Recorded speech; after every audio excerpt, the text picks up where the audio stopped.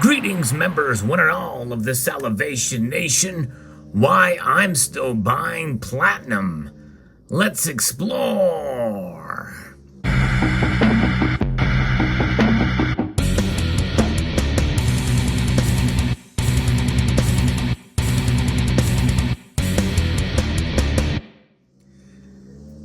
I didn't buy a whole lot of platinum in 2021, but I did buy some. I also bought some in 2020. In fact, in 2020, I bought the most platinum ever in that year when prices got down below $700 an ounce in the spot price. There is many that feel that platinum has a lot of room to move in the upwards direction.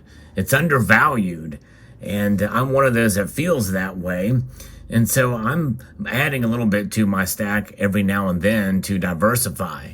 And this is my latest purchase. Yes, indeed. And it is an older coin, and it smells terrific. This is actually a Platinum Noble, proof Platinum Noble, in original packaging from 1985. Let's take a look at this thing here pretty closely. But pleased to add this to the stack and collection there. It is my second Noble. I do have another one of this year too. That if it's not a proof, it's proof-like. It looks a lot like it, but this has got a nice deep frost finish for 1985. And these Nobles were very kind of a popular option for platinum back in the day. And you can still get them and find them in places. My local coin shop happened to have this Platinum Noble, and so I got it at $100 above spot. I bought it during a dip, and so thought I would add it to the collection here and as a way to diversify. Now, as most of you know, my feelings on the platinum group metals are as follows, that I refer to them as fringe precious metals. In other words, if you look at precious metals as a way to hedge against economic instability and for wealth preservation, well, you're kind of getting in the fringe when you acquire the platinum group metals. They are a little bit riskier. They are mostly industrial metals, although all three of them, platinum, palladium, and rhodium, have been used in jewelry and obviously in bullion coins such as this. Less so for rhodium. There's only one bullion coin that I know of. There are several different manufacturers of bars. When the price of rhodium dipped down fairly tremendously when I bought it.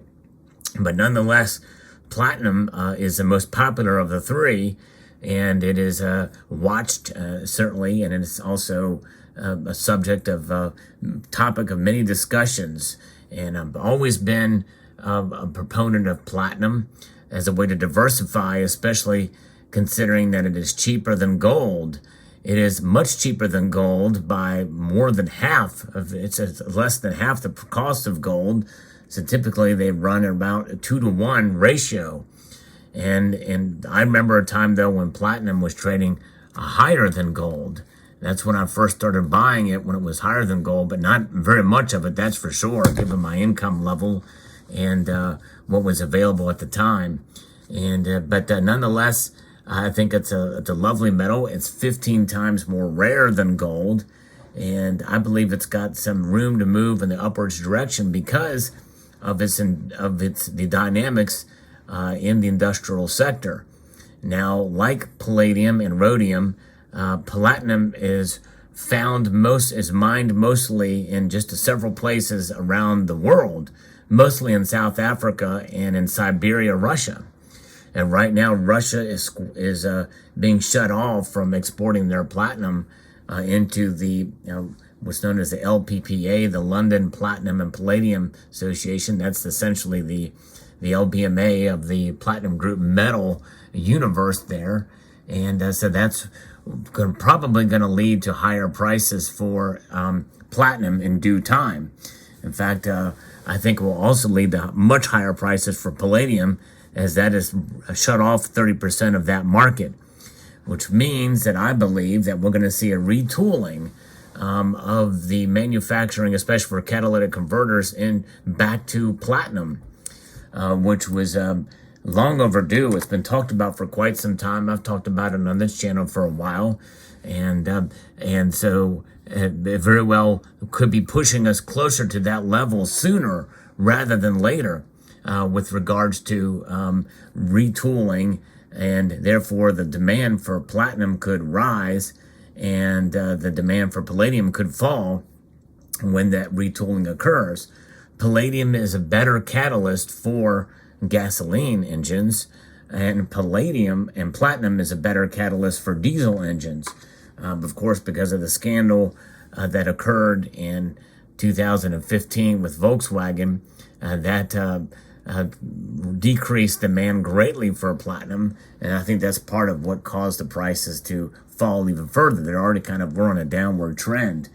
But nonetheless, the metal itself being much rarer than gold, and more dense. It's also much more dense than gold. It's the densest of the platinum group metals, aside from iridium and osmium, which are not traded on the markets.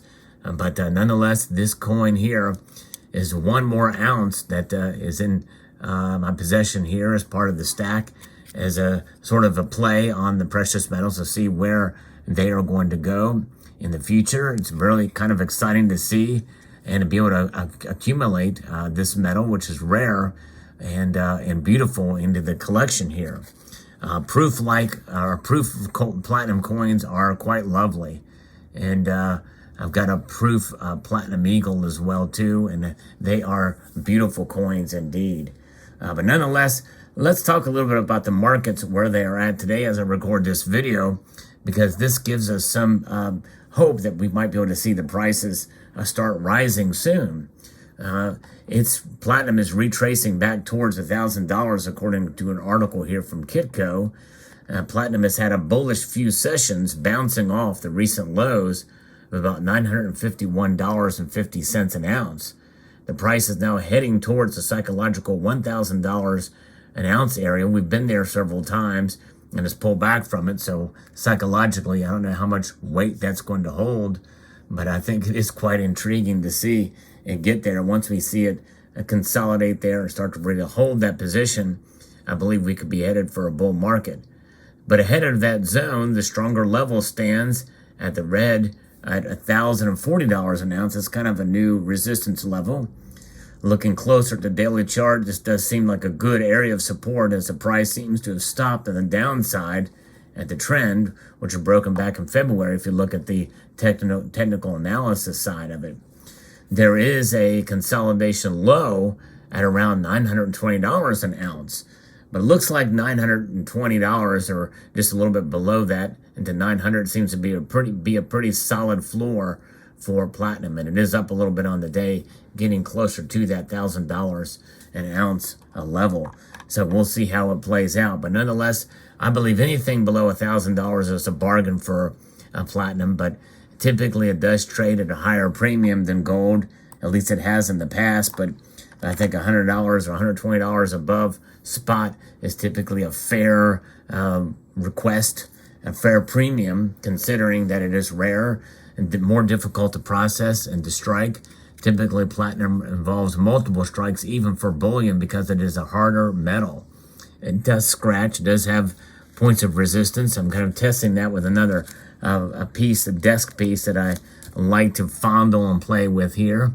This is a platinum maple leaf that you probably hear me refer to and flip around during my live streams. But as you can see, this one is scratched up quite a lot here. So it's not immune from being scratched up, that's for sure. And it does have some give to it, and you can wear it down. But otherwise, it's a very strong metal and pretty interesting in its density. Can you imagine an alloy of a mix between gold and platinum, a 50-50 alloy? Well, that would be a super metal. It would provide strength for the gold in it.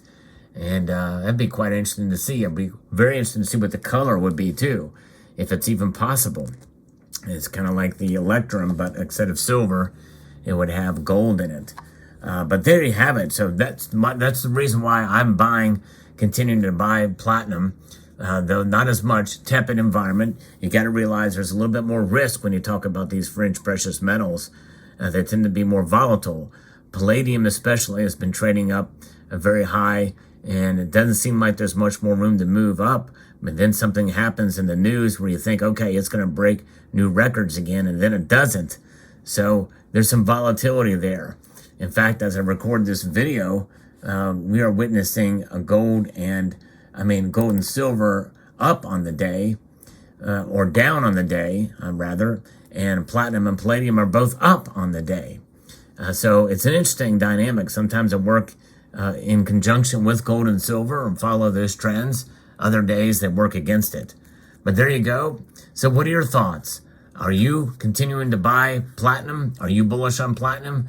Do you like to, or do you not mess with it? Do you just stick with gold and silver? I'm very curious in your comments and with the comments that you post below. I would like to extend a multitude of gratitude to you all for taking the time to watch, and to encourage you to please rate, share, comment, and subscribe.